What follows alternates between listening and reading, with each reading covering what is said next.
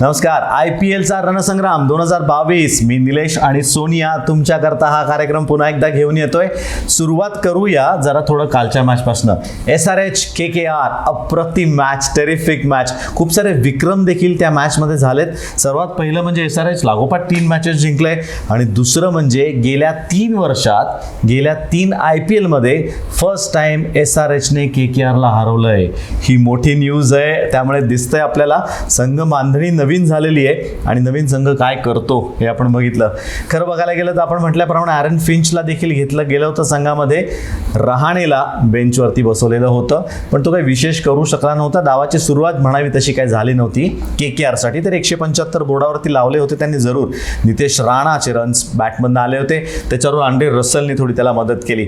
थोडं मला बोलायचं आहे कालच्या मॅचविषयी. ते एक नवीन बॉलरबद्दल जोरात टाकतोय. 150+ तो तसंच टाकतो, 150 प्लसच टाकतो.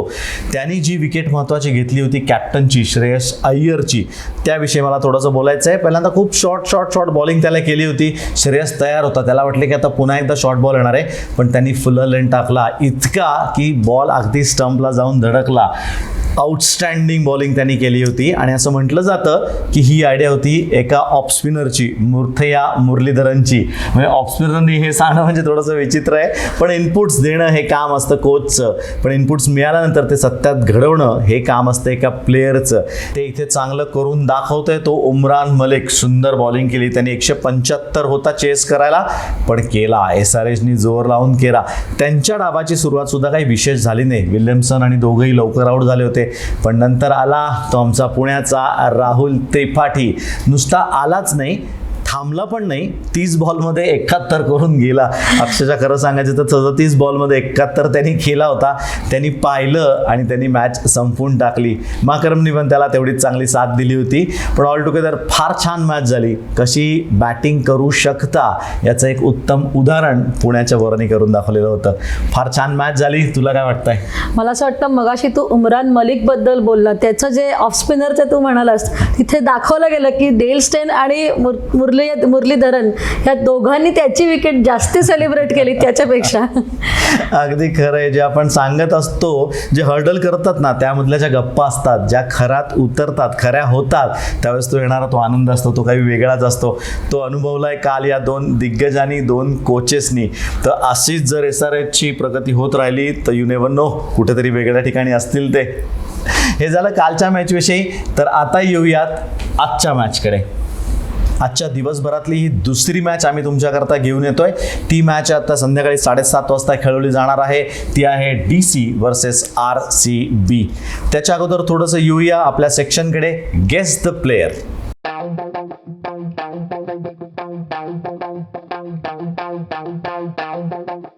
तुम्हाला आज गेस करायचा आहे हा बॉलर. आम्ही सध्या बॉलरकडे येतोय. काल पण एक बॉलर होता, त्याचं उत्तर मी देणारच आहे तुम्हाला.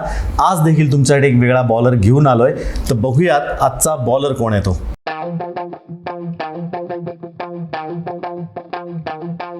बघितलाय तुम्ही, कपड्यावरनं तुम्ही नक्कीच ओळखला असणार आहे असं मला वाटतंय. आणि आत्ताच आपण त्याच्यासारख्या गोलंदाजीचा म्हणजे फुल लेंथ गोलंदाजीबद्दल बोललो, त्यामुळे तेवढी इंट मला वाटतं तुम्हाला लोकांना पुष्कळ आहे. तर आम्हाला जरूर कळवा कमेंट सेक्शनमध्ये कोण आहे आजचा बॉलर. थोडंसं येऊयात कालच्या बॉलरकडे. कालचं उत्तर मला तुम्हाला सांगायचं आहे. अगदी बरोबर आहे. जवळपास 95% लोकांनी बरोबर ओळखलेला आहे. मॅग्राथ दी ग्रेट. येस, मॅग्राथ होता तो. आणि तो आत्ता आपण जसं म्हणतोय की इंडियामध्ये आहे आणि मोठी जबाबदारी देखील तो सांभाळतोय. चांगले बॉलर्स आपल्याला तयार करून देतोय. त्यामुळे तयार का बॉलर परत होणं अवघड दिसतंय मला. मॅग्राथ होता अगदी बरोबर. येऊयात पुन्हा एकदा आजच्या मॅचकडे. DC RCB. आज तुझी टीम काय? आज माझी टीम आहे DC, रिषभ पंत. कारण रिषभ पंत जेव्हापासून दिल्ली लीड करायला लागलेला आहे, कॅप्टनशिपची धुरा त्यांनी सांभाळली आहे, तेव्हापासून एक थोडा वेगळा प्लेअर बघायला म्हणजे जबाबदारी ती जाणीव होतीच पण ती जास्तीत चांगल्या पद्धतीने तो पेलायला लागलाय मला असं वाटतंय. बॉलर्स रोटेट करणं, बॅटिंग ऑर्डर चेंज करणं आणि त्याला अतिशय चांगली साथ मिळाली आहे रिकी पंटिंगची. वा सुपर, चांगलं कॉम्बिनेशन आहे एका दिग्गज कोचचं आणि एक नवीन तयार होणाऱ्या प्लेयर्सचं किंवा कॅप्टनचं असं म्हणायला हरकत नाही. जाऊया दुसऱ्या टीमकडे. दुसरी टीम आहे RCB. कर्णधार आहे फाफ डुप्लेसिस. चांगली बॅटिंग तर तो नक्कीच करतोय आणि त्यानंतर त्याच्याकडनं जे जे अपेक्षित आहे ते देखील करायचा प्रयत्न त्याच्याकडे आहे. पण थोडंसं अजून कुठेतरी गडबडतोय, थोडं लयीत यायला पाहिजे तो अख्खा संघ, कारण एक मॅचमध्ये एवढं चांगलं करतात, दुसऱ्या मॅचमध्ये तेवढंच खराब देखील करतात. त्यामुळे कुठेतरी कॉम्बिनेशन अजून जमत नाहीये. बघूया आज फाफ काय वेगळे टॅक्टिक्स खेळतोय का. येऊयात एकदा स्टेडियमकडे.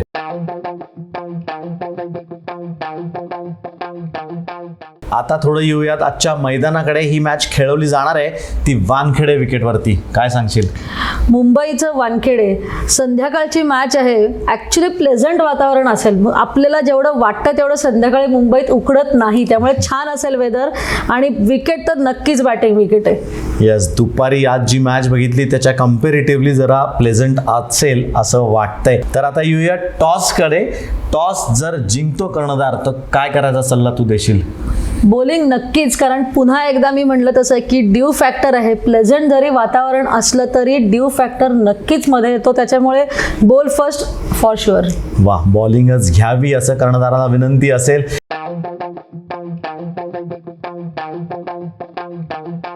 आता येऊया DCकडे. साधारण आज 11 लोक काय सांगत असतील? DCची बॅटिंग लाईनअप आता मला असं वाटतं खूप छान सेट झालेली आहे. पृथ्वी शॉ आणि डेव्हिड वॉर्नर जे ओपनिंगला येतात, त्यांनी मागच्या मॅचला त्यांना जी काही सुरुवात करून दिलेली की 61 डेव्हिड वॉर्नर, पृथ्वी शॉ 51 केला होता. एक चांगली गोष्ट मी बघीन की त्यांच्याकडे आता ऑप्शन मिचेल मार्श जो आज खेळू शकतो त्यांच्या टीममध्ये 11 मध्ये, त्यांना एक ऑप्शन मिळाला आहे. 3 नंबरला रिषभ पंत येतो. कर्णधार आहे, जबाबदारीने खेळतोय, पण त्याच्याकडनं नक्कीच अजून रन्स करायला काही हरकत नाहीये. त्याच्याकडनं अपेक्षा नक्की आहेत दिल्लीच्या. ललित यादव नंबर 5 आणि रोवन पॉवेल याच्यामध्ये मला असं वाटतं त्यांनी सिच्युएशन वाईज थोडी रोवन पॉवेलला वरती बॅटिंग करायची संधी दिली. वेस्ट इंडिजचा प्लेअर आहे, तडे देऊ शकतो, त्याच्यामुळे त्यांची दोघांची थोडीशी बॅटिंग ऑर्डर त्यांनी हलवली तर काही हरकत नाहीये. अक्षर पटेल 6 आणि 7 लॉर्ड शार्दुल ठाकूर. शार्दुल ठाकूरला मला असं वाटतं कुठेही बॅटिंगला पाठवायला काही हरकत नाही. मागच्या मॅचमध्ये त्यांनी 11 बॉल 29 केलेला आहे, त्याच्यामुळे तो 7 नंबरला येऊ देत, 5 नंबरला येऊ देत, कुठेही त्याला बॅटिंगला पाठवलं तरी काही हरकत नाहीये.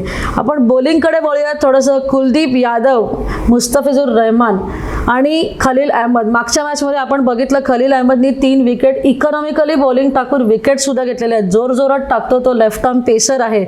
मुस्तफिजुर रहमान बांगलादेशचा ओपनिंग बॉलर, क्लास बॉलिंग करतोय आणि चांगली साथ पण देतोय खलील अहमदला. कुलदीप यादवकडे त्याच्याबद्दल बोलायला गेलं तर थोडा अंडररेटेड बॉलर आहे असं मला वाटतं, कारण त्याची व्हेरिएशन आणि त्याची बॉलिंग खरंच खूप चांगली आहे. मला असं वाटतं त्याला दिल्ली ही जी सपोर्ट देते ते कंटिन्यू करायला पाहिजे. गरज आहे त्याला सपोर्ट कंटिन्यू करायची, कारण त्याच्या व्यतिरिक्त त्यांच्याकडे दुसरा बॉलर विशेष असा मला तरी काही जाणवत नाहीये. त्यामुळे बऱ्यापैकी बॅलन्स साईड वाटते. आता येऊयात पुढच्या संघाकडे, जो संघ आहे RCB.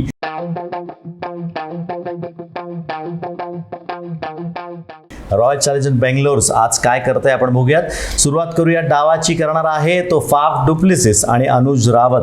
थोडं टीमविषयी सांगतो. मागची मॅच हे लोक हरले होते, ते पण 23 रनांनी, तब्बल 23 रनने.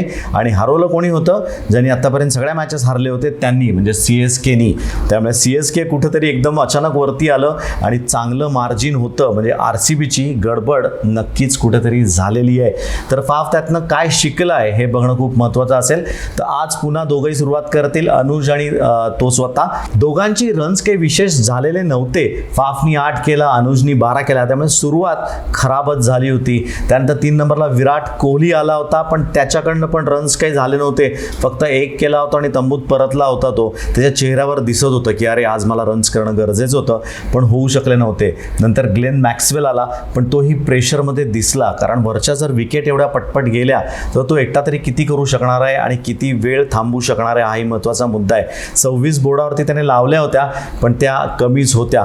थोडासा कुठे वनरेबल मला वाटला तो स्पिनर्सला खेळताना, आणि त्याचं नेहमीचं गिराईक असं ज्याला म्हटलं जातं त्यांनीच त्याची विकेट काढली होती, त्यामुळे त्याला कुठंतरी वनरेबल होता. तो चाचपडत खेळत होता आणि तिथेच त्यांनी विकेट गमावली होती.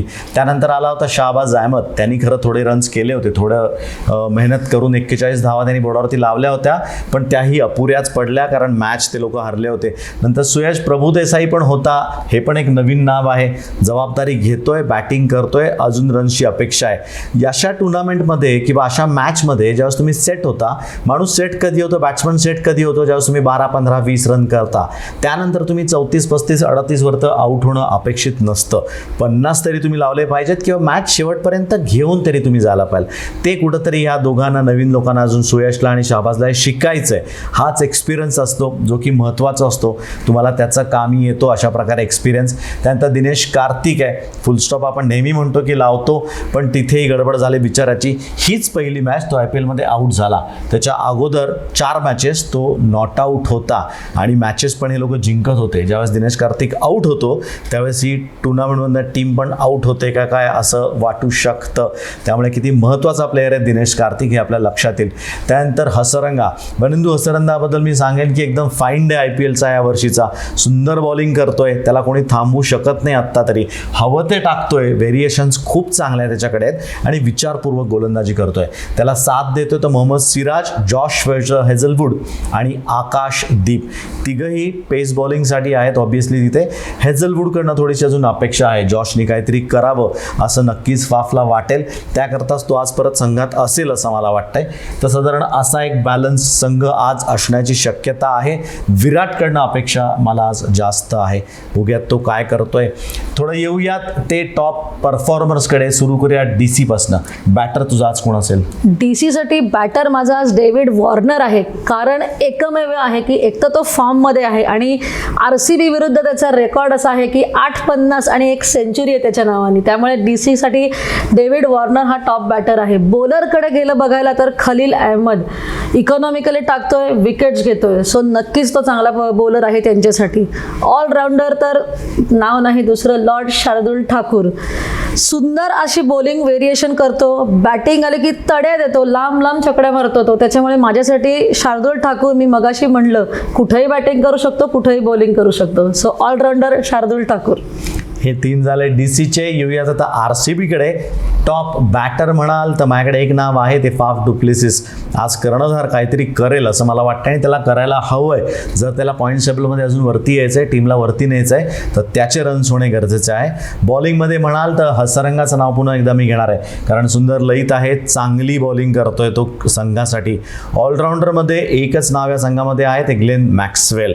360 डिग्री बॅट्समन आहे आणि त्यांनी काहीतरी तडाखा करणं गरजेचं आहे आणि तो करतो. आपण बघितलंय 10-12 मॅचेसपैकी 4-5 मॅचेस तो नक्कीच खेळतो, त्यामुळे त्याकडनं अपेक्षा ही तेवढीच आहे. हे झालं टॉप परफॉर्मन्स विषयी. येऊया थोडंसं प्रेडिक्शनबद्दल. आजचा साधारण स्कोअर तुला काय वाटतंय, कितीपर्यंत जाईल? मला असं वाटतं आता आजचा एवढ्या सगळ्या मॅचेस बघितल्यानंतर नक्कीच 180+ स्कोर व्हायला काही हरकत नाही. दोन्ही टीमची बॅटिंग लाईनअप आणि बघितले सगळे परफॉर्मन्स कोण आहेत, तर 180+ नक्कीच चालेल. 180च्या जवळपास, 170-180 जवळपास स्कोर जाऊ शकतो. थोड्याच वेळात आपल्याला कळेल काय स्कोर होतोय ते आणि कोण डिफेंड करतंय तेही बघायला मजा येणार आहे. तर येऊयात आपल्या पुढच्या सेक्शनकडे, किस्से ड्रेसिंग रूमचे.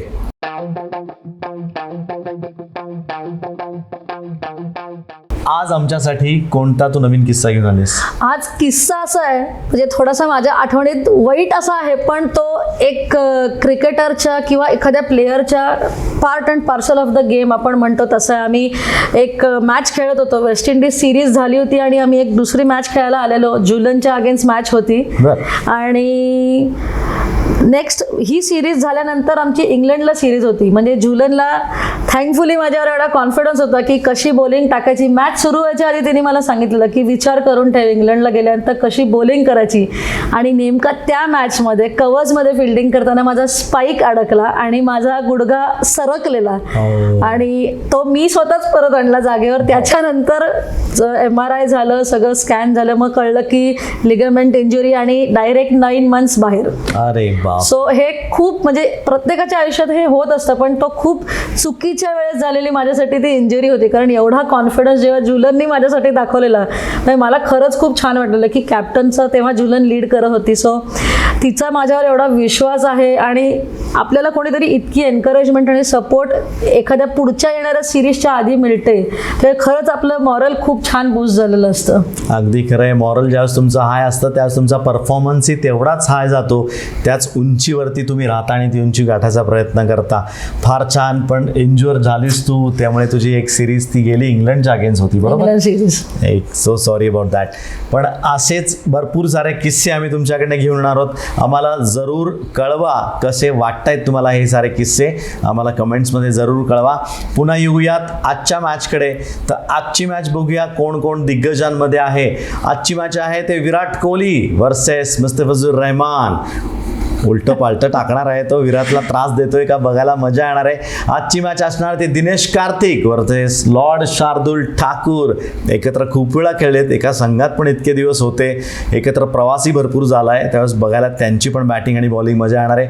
आजची मॅच असणार आहे ग्लेन मॅक्सवेल. मी मागेच जास्त रन्स दाखवतोय कारण तिथेच तो करतो अगेन्स्ट कुलदीप यादव. त्याला खोलू शकतोय का कुलदीप, हे बघायला मजा येणार आहे. तसंच आजची मॅच असणार आहे. तर येऊयात थोडंसं उद्याच्या मॅचकडे. उद्या आहे रविवार, सुपर संडे. 2 मॅचेस तुमच्याकरता घेऊन येणार आहोत. पहिली मॅच आहे ती 3:30, दुसरी आहे संध्याकाळी 7:30. एक मुंबईत, एक पुण्यात. 3:30 वाजताची जी मॅच आहे ती आहे ब्रेबॉर्न स्टेडियमवरती. ती होणार आहे पंजाब आणि हैदराबाद या 2 संघांमध्ये. आणि संध्याकाळी 7:30 वाजताची मॅच आहे ती होणार आहे पुण्याच्या गहुंजे स्टेडियममध्ये. CSKची पहिली मॅच आहे पुण्यामध्ये. धोनी पुण्यात आहे. यस, भेटायचं असेल तर हॉटेलला जा, तो भेटू शकेल तुम्हाला. तर ती मॅच होणार आहे CSK आणि GT, गुजरात आणि चेन्नई या 2 संघामध्ये संध्याकाळी 7:30 वाजता गहुंजेला. तर या दोन्ही मॅचचं विश्लेषण आम्ही तुम्हाला घेऊन येणार आहोत तुमच्यापर्यंत 11 वाजता आणि 4 वाजता. तर तोपर्यंत पाहत राहा फक्त सकाळ.